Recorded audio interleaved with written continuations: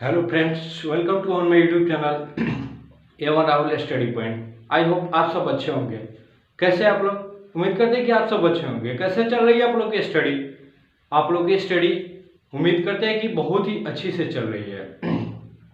आज मैं आप लोगों की बहुत ही इम्पोर्टेंट कंसेप्ट पढ़ाने जा रहा हूँ, जो कि हर जगह हमारे हर कंपटीशन में हर मोड़ पे हमको बहुत ही मोस्ट अर्जेंट है। इसके बगैर मानो तो हमारा हर ग्रामेटिकल वर्ड हमारा इसके अधूरा, इसके बगैर हर चीज़ अधूरा है। या मान लीजिए हम टेंस यदि मान लीजिए हम वॉइस पढ़ते हैं, तो बिना जो आज का हमारा टॉपिक है टाइम एंड टेंस, इसके बगैर हर कुछ हमारा अधूरा है।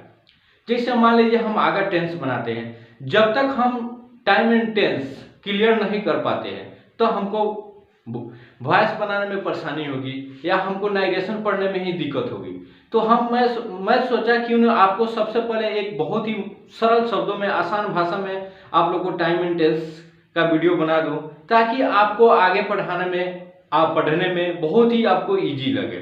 और टाइम एंड टेंस के बाद मैं आपको वॉइस पढ़ाऊंगा जो कि और आसान लगे। बगैर टाइम एंड टेंस पढ़े यदि मैं आपको वॉइस पढ़ाता हूं तो आपको कोई चीज समझ में नहीं आएगा, और नाइरेशन, वॉइस नाइरेशन, डिग्री, आपको कोई चीज समझ में आने वाला नहीं है।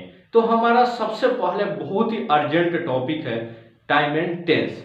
तो आज मैं आपको बताने वाला हूं टाइम एंड टेंस, जो कि बहुत ही मोस्ट इंपॉर्टेंट कॉन्सेप्ट है। थोड़ा सा ध्यान दीजिएगा और बहुत ही इजी है, और मैं आपको और ही इजी तरीके से मैं बताऊंगा। तो देखिए, टाइम एंड टेंस दो भिन्न चीजें हैं। ये एक नहीं है, दोनों अलग अलग चीज है। टाइम से हमारा ताल्लुकात क्या होता है? बीते हुए समय, वर्तमान समय तथा आने वाला समय से है। टाइम से हमारा ताल्लुकात जो है बीते हुए समय, वर्तमान समय तथा आने वाला समय से होता है। सारे संसार में समय को भूत यानी पास्ट, वर्तमान यानी प्रेजेंट तथा भविष्य यानी फ्यूचर से निर्देशित करते हैं। सारे संसार में कोई भी समय का हो तो उसको हम वर्तमान, प्रेजेंट, इसको इंग्लिश में प्रेजेंट कहते हैं, भूत को पास्ट और फ्यूचर को भविष्य को फ्यूचर कहते हैं। उससे हम निर्देशित करते हैं। यानी कोई भी इवेंट, मान लीजिए कोई भी घटना हो गया, तो हमारे कब घटना घटित हो रहा है इसका तो हमको नॉलेज होना चाहिए, ज्ञान होना चाहिए, या हमारा प्रेजेंट में हो रहा है या पास्ट में या फ्यूचर में, तो उसको हम निर्देशित करते हैं, उसको हम बांटते हैं। देखिए, टाइम एक निर्देशित करते हैं। टाइम एक नॉन ग्रामेटिकल चीज है। इसे मानव तब महसूस करते थे जब कोई भाषा नहीं जानते थे। टाइम क्या है? ग्रामेटिकल वर्ड नहीं है, एक नॉन ग्रामेटिकल वर्ड है, जो इसका मानव तब महसूस करते थे जब कोई भी भाषा नहीं था तब। इसके विपरीत टेंस एक ग्रामेटिकल चीज है। टेंस क्या है? ग्रामेटिकल चीज है। जो हमारे ग्रामेटिकल में टेंस का चर्चा है, यह ग्रामेटिकल चीज है। यह क्रिया के विभिन्न रूपों का अध्ययन है। टेंस क्या है? क्रिया अब आप लोग समझेंगे, क्रिया यानी वर्ब। जैसे मान लीजिए पढ़ना, हंसना, खेलना, रोना, इटीसी, ये सब क्या है? ये हमारा वर्ब है। तो यह क्रिया के विभिन्न रूप यानी कई रूपों का अध्ययन है। Tense is the study of the forms of verb. Tense क्रिया के रूपों के अध्ययन है। टेंस का रूप तथा विवेचन प्रत्येक भाषा में भिन्न भिन्न है, परंतु टाइम का कंसेप्ट सभी जगह एक ही है। तो उम्मीद करते हैं कि आप टाइम और टेंस में बहुत ही डिफरेंस है, और उस डिफरेंस को बहुत ही अच्छे से आप समझ गए होंगे। चलिए, यदि आप इसको नोट करना चाहते हैं तो इसको नोट कर लीजिए या स्क्रीनशॉट लीजिए। अब मैं आपको बताऊंगा tense, how many kinds of tense. आपसे कोई पूछेगा how many kinds of tense, तो होगा there are 3 kinds of tense. आपको मैं डिटेल से मैं पढ़ाऊंगा बारी बारी करके। तो चलिए, इसको नोट कर सकते हैं या स्क्रीनशॉट ले सकते हैं।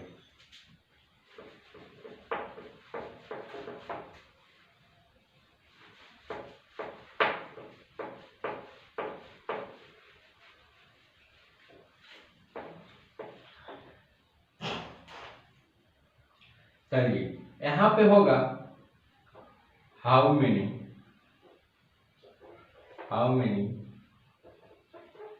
Kinds of tense. How many kinds of tense, यानी टेंस कितने प्रकार के होते हैं। तो यहां पे इसके आंसर हो जाएगा there are 3 kinds of tense, यानी कि टेंस को 3 प्रकार होता है, यानी टेंस 3 प्रकार के होते हैं। एक में हो गया present tense, PRESENT, present tense, जो कि इसका होता है वर्तमान काल, वर्तमान काल। और 2 में हो गया पास्ट टेंस, पास्ट टेंस, जो कि होगा हमारा भूतकाल। और 3 में हमारा हो गया FUTURE, फ्यूचर टेंस, जो कि हो गया भविष्य का, भविष्य काल। तो हमारा आप देख रहे हैं कि टेंस 3 प्रकार के होते हैं। देखिए आपको घबराने की बात नहीं है, मैं बहुत ही एकदम डीपली तरीके से आपको पढ़ाऊंगा। शायद आपको टेंस का ऐसा वीडियो यूट्यूब पे कहीं नहीं मिला होगा।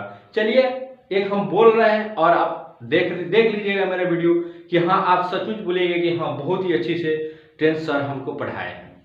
नहीं समझ में आएगा तो एक बार हमारे कमेंट बॉक्स में कमेंट करिए, अवश्य कीजिएगा।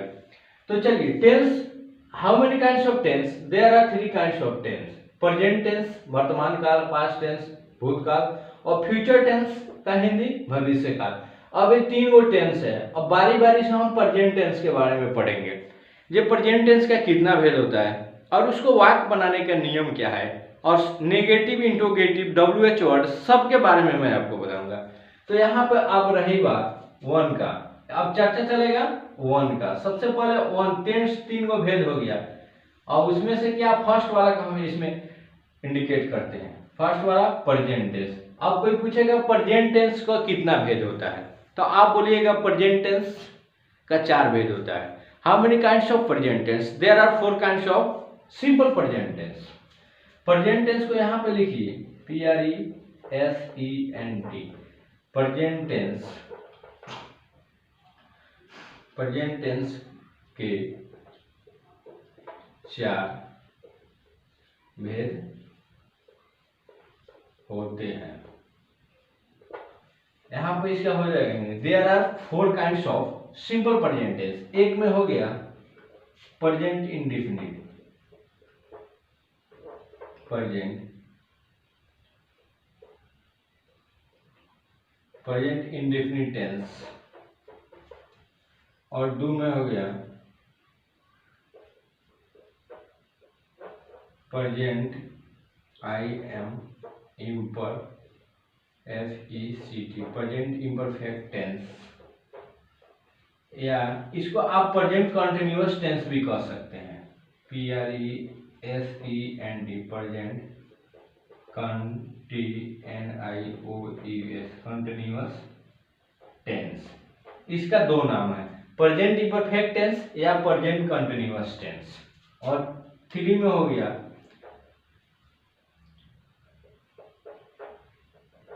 Present PERFECT, present perfect tense. और चौथा हो गया present perfect CONTINUOUS, present perfect continuous tense. तो चलिए प्रेजेंट टेंस के 4 भेद होते हैं, present indefinite tense, present imperfect tense या प्रेजेंट कंटिन्यूअस टेंस। तीसरा प्रेजेंट परफेक्ट टेंस, चौथा प्रेजेंट परफेक्ट कंटिन्यूअस टेंस। चलिए आप इसको नोट कर सकते हैं या स्क्रीनशॉट ले लीजिए।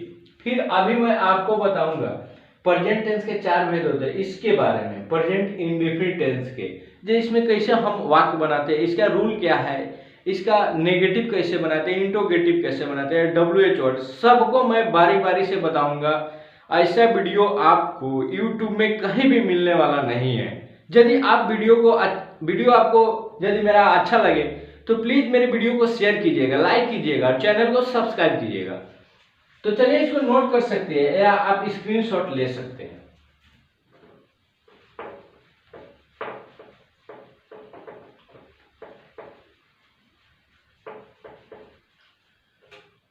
तो चलिए हम पढ़ेंगे क्या प्रेजेंट टेंस का प्रेजेंट इंडेफिनिट टेंस के बारे में। PRESENT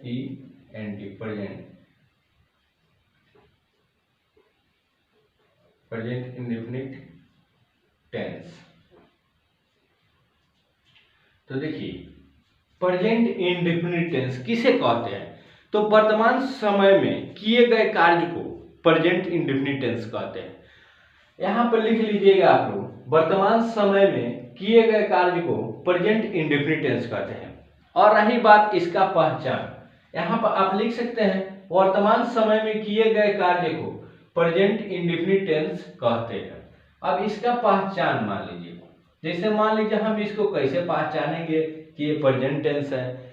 तो हिंदी वाक्य के मुख्य क्रिया के अंत में हिंदी वाक्य मुख्य क्रिया के अंत में ता है, ते है, ती है इत्यादि सब रहता है। जैसे मान लीजिए लिख देते हैं हिंदी वाक्य के मुख्य क्रिया के अंत में ता है,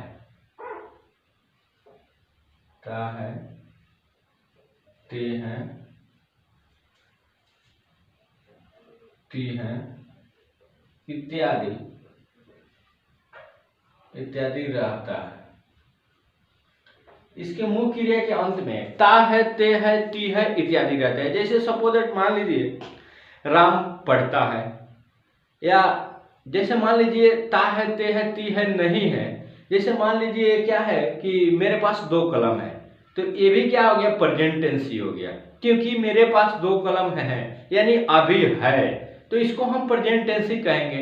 थोड़ा हाई लेवल पे ये हो गया, हाई लेवल पे मैं आपको बताऊंगा, लेकिन सबसे पहले दोनों लेवल आपको मैं बता दे रहा हूं ताकि कहीं भी किसी प्रकार का कोई दिक्कत ना हो। जैसे मान लीजिए मुझे 2 घोड़े हैं, तो इसमें तो ता है, ते है नहीं है, बट मुझे 2 घोड़े हैं, यानी अभी भी मेरे पास 2 घोड़ा है, यानी प्रेजेंट का इसमें बोध हो रहा है, अभी है, तो इसको हम क्या कहेंगे प्रेजेंट टेंस।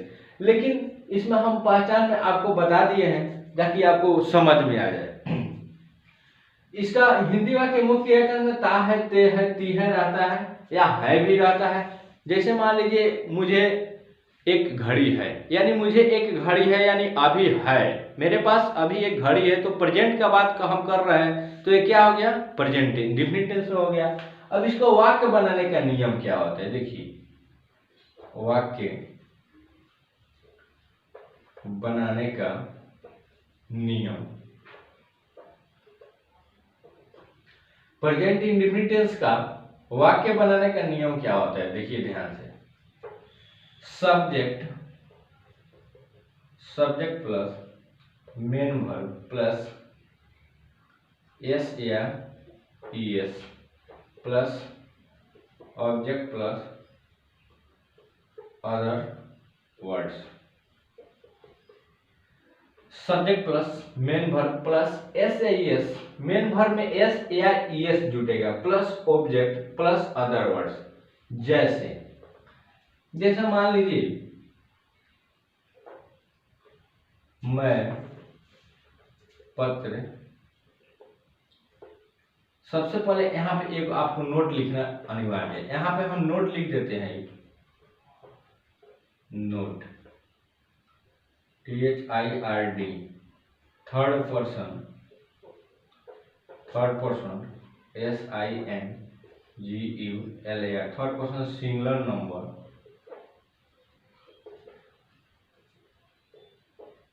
कर्ता के साथ मेन वर्ब में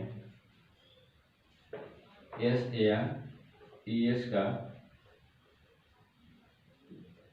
प्रयोग करेंगे,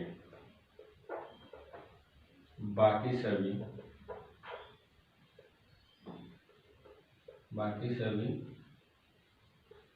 कर्ता के साथ नहीं।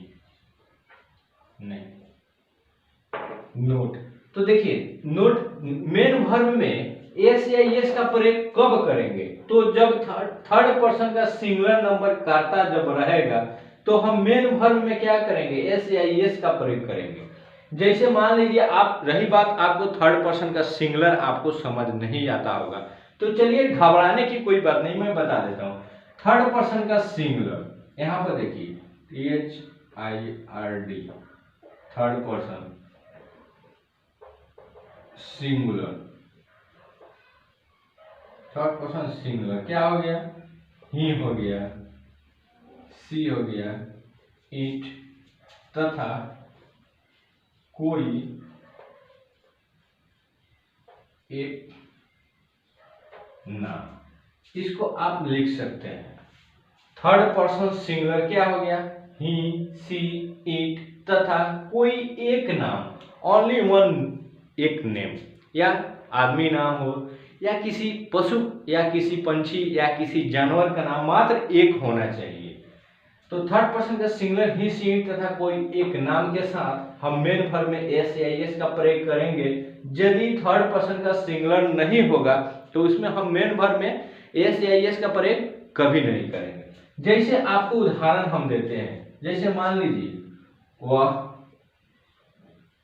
पत्र लिखती है, लिखती है, तो लिखता है, ते है, ती है, इसके अंत में है, लेकिन ये प्रेजेंट टेंस हो गया। तो जैसे मान लीजिए वह पत्र लिखती है, तो इसमें क्या लिखती है यानी कोई लड़की है, तो यहाँ पे सी लगाएंगे वह के लिए। और लिखना के क्या होगा? Right, WRITE। लेकिन अब रही बात मेन वर्ब में एस या एस लगेगा कि नहीं, तो देखिए वह, तो सी क्या है? थर्ड पर्सन का सिंगुलर है, तो इसमें लग जाएगा s. She writes, subject plus main verb, main verb हो गया, उसमें एस या एस जुड़ गया है, प्लस ऑब्जेक्ट, ऑब्जेक्ट क्या है? पत्र। सी राइट्स ए लेटर, बस ऑब्जेक्ट प्लस अदर वर्ड्स, और कोई दूसरा वर्ड नहीं है, तो हम सी राइट्स ए लेटर। जैसे मान लीजिए मैं आम खाता हूं, इसका देख लेते हैं। तो मैं क्या हो गया? यहाँ पे आई, तो आई तो थर्ड पर्सन का सिंगुलर नहीं है, आई क्या है? फर्स्ट पर्सन का सिंगुलर है। तो हम आपको बताएं क्या है? थर्ड पर्सन का सिंगुलर नंबर कर्ता के साथ मेन वर्ब में एस या एस का प्रयोग करेंगे, बाकी सभी कर्ता के साथ नहीं। तो यहाँ पे थर्ड पर्सन का सिंगुलर नहीं है, फर्स्ट पर्सन का सिंगुलर है, तो इसमें खाना में EAT होगा, ईट, एस या एस का प्रयोग नहीं करेंगे। आई ईट ए मैंगो। जैसे मान लीजिए राम बाजार जाता है, तो राम बाजार जाता है, तो क्या हो गया? राम यानी आदमी का नाम, कोई एक नाम है, एक ही नाम ना है, सिर्फ राम बाजार जा रहा है, तो ओनली वन वही जा रहा है, तो एक हो गया। तो जाना के क्या हो गया?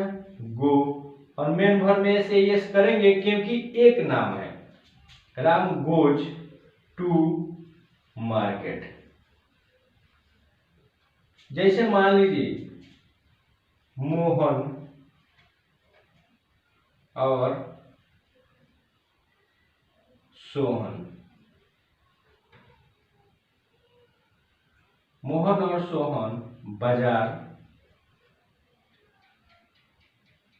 जाता है, तो देख लीजिए मोहन एंड सोहन क्या होगा?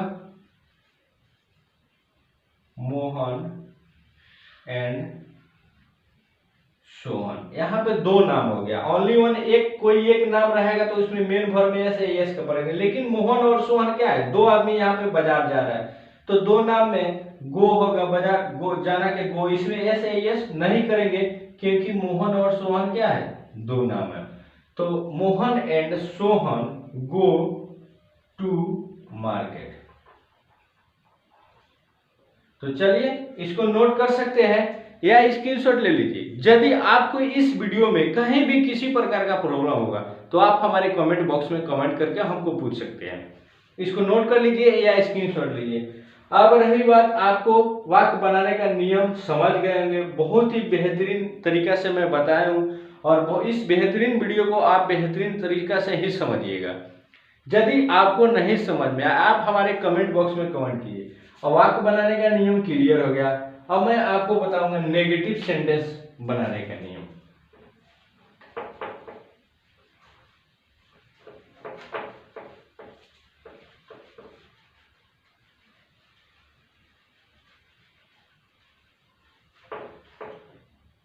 चलिए, present indefinite tense, PRESENT, present INDEFINITE,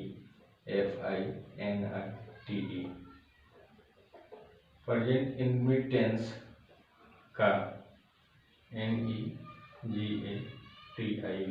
negative sentence बनाने का नियम। अब इसका नेगेटिव सेंटेंस कैसा बनाते हैं? जैसे मान लीजिए यहां पर हो गया सब्जेक्ट प्लस डू या does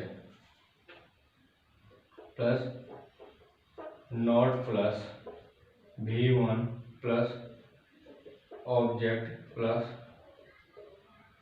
other word. Subject plus do या does plus not plus V1 plus object plus other word. तो देखिए, जैसे अब इसका भी देखिए, यहां पर ध्यान देने वाली बात है, इसका भी एक नोट हो जाएगा। तो नोट हम जो पहले लिखे हैं ना, वही नोट इसमें भी लागू होगा। जैसे पहले क्या लिखे थे, जो थर्ड पर्सन का सिंगुलर नंबर कर्ता के साथ मेन फॉर्म में एस या एस का प्रयोग करेंगे, तो वही चीज आप लोग यहाँ लिख लीजिएगा कि थर्ड पर्सन सिंगुलर नंबर कर्ता के साथ डज नॉट और बाकी सभी कर्ता के साथ डू नॉट का प्रयोग करेंगे। चलिए यहाँ लिख देते हैं third person SINGULAR singular number कर्ता के साथ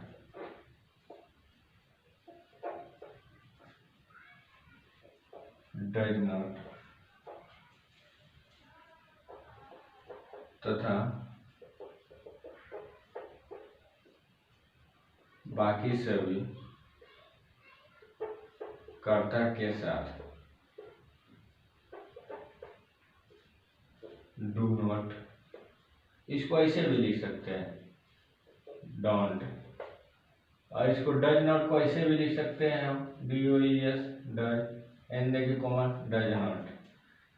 do not third person singular number कर्ता के साथ डज नॉट तथा बाकी सभी कर्ता के साथ डोंट का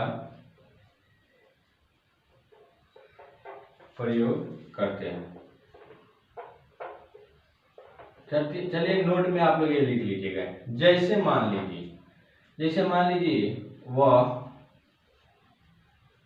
आम नहीं खाती है। वह आम नहीं खाती है यानी कोई लड़की, तो वह क्या अंग्रेजी सी होगा। सी खाना के क्या होगा, सॉरी यहाँ पे सब्जेक्ट हो गया, उसके बाद डू या डज। तो देखेंगे थर्ड पर्सन का सिंगुलर है तो डज लिखेंगे हम, she does plus not. Third person का सिंगुलर रहेगा तो क्या आएगा डज नॉट, और बाकी सभी रहेगा तो क्या होगा डू नॉट। ठीक है, यहाँ पर थर्ड पर्सन का सिंगुलर है तो डज, उसके बाद नॉट। सी डज नॉट खाना के V1 हो जाएगा ईट, उसके बाद ए मैंगो। वह आम नहीं खाती है। She does not eat a mango. उसके बाद से लीजिए, चलिए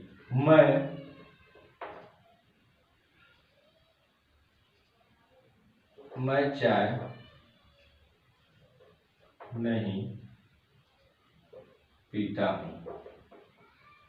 तो आई हो गया, आई के साथ थर्ड पर्सन सिंगुलर नहीं है तो डू नॉट लिखेंगे। I do not take tea, TAKE take tea, यानी चाय पीना, यानी मैं चाय नहीं लेता हूं।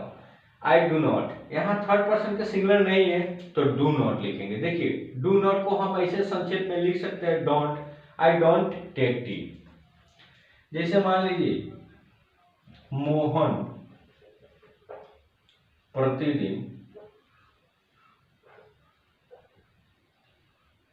स्कूल जाता है,